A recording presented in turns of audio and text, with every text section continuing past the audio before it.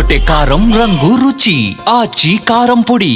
ఆంధ్రప్రదేశ్ ప్రభుత్వం పశు బీమా పథకాన్ని ప్రవేశపెట్టింది. రైతులకు భారం తగ్గించేందుకు కేంద్ర రాష్ట్ర ప్రభుత్వాలు 85% రాయితీ అందిస్తున్నాయి.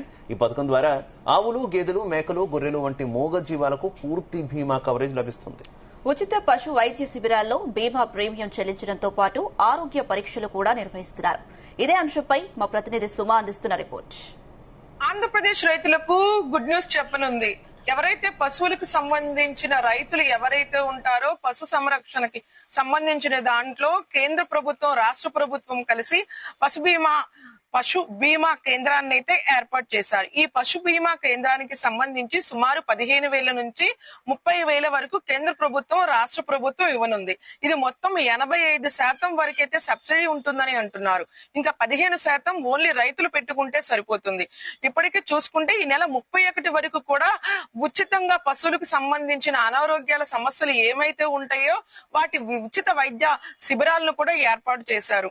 ఒకవేళ పశువులు ఏమన్నా చనిపోయిన ఎడలా వాళ్ళన్నిటికీ కూడా ఈ బీమా 85% వరకు కూడా వర్తిస్తుందంటూ కూడా చెప్తున్నారు. 15% ఓన్లీ ఎవరైతే రైతులు ఉన్నారో పశువులు, ఆ గేదెలు, వారికి సంబంధించిన వారు ఆవులు, మేకలు ఎవరైతే వాళ్ళు పోషిస్తున్నారో వాళ్ళకి సంరక్షణ కేంద్రం వైపు నుంచి కూడా రావచ్చని అంటున్నారు. ఇప్పటికే ఏదైతే ఉందో పశు సంరక్షణ కేంద్రాలు ఎవరైతే ఉన్నారో ఇది ఈ నెల 31 వరకు కూడా అప్లై చేసుకోవచ్చు అని కూడా అంటున్నారు.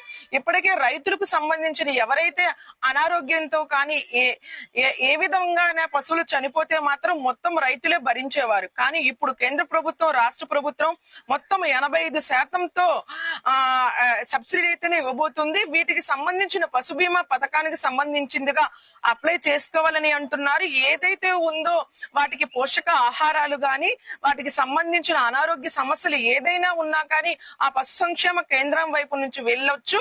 వారికి సంబంధించినది ఆన్లైన్ లో అప్లై చేయొచ్చు కూడా చెప్తున్నారు.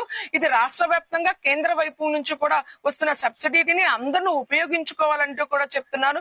రైతులు ఇప్పటికే ఎన్నో సమస్యలతో గత ప్రభుత్వం వైఫల్యం వల్ల ఉన్నారు. ఇప్పుడు ఉన్న ప్రభుత్వంలో సంక్షేమ పథకాలు అలాగే అభివృద్ధి పనంలో ముందుకు వెళుతూ రైతులకు అన్ని విధాలుగా సహకారం అందించే విధంగా ఉంటుందని అంటున్నారు. ఇప్పుడు కేంద్రంతో, రాష్ట్రంతో కలిసి రైతులకు పశు సంక్షేమ కేంద్రాల వైపు పశువులకి సంబంధించిన రైతులు ఎవరైతే ఉంటారో వాళ్ళందరికీ కూడా ఈ సబ్సిడీని ఉపయోగించుకోవాలంటూ కూడా చెప్తున్న పరిస్థితి నెలకొంది. కెమెరామెన్ లక్కీతో సుమా ఉపేందర్, జీ తెలుగు న్యూస్, విజయ్.